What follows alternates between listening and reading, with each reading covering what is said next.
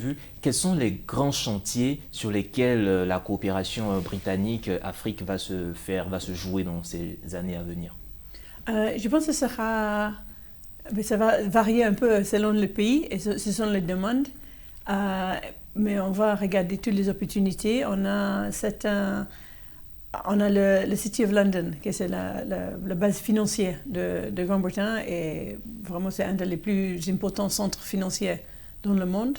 Alors là, on veut utiliser cette capacité de soulever de fonds, de rassembler des investisseurs pour encourager les investisseurs de regarder les opportunités en Afrique, d'avoir moins peur, peut-être c'est un risque de mieux connaître comment ça fonctionne, quelles sont les vraies opportunités en Afrique, et de développer, de faciliter un peu l'accès aux capitaux, aux investissements pour les entreprises africaines ou pour les grands projets africains.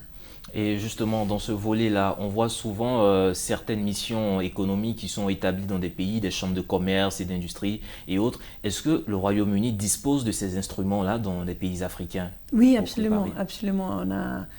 Il y a des chambres de commerce britanniques dans beaucoup de pays, inclus la Côte d'Ivoire, composées de beaucoup des entreprises britanniques qui sont déjà présentes.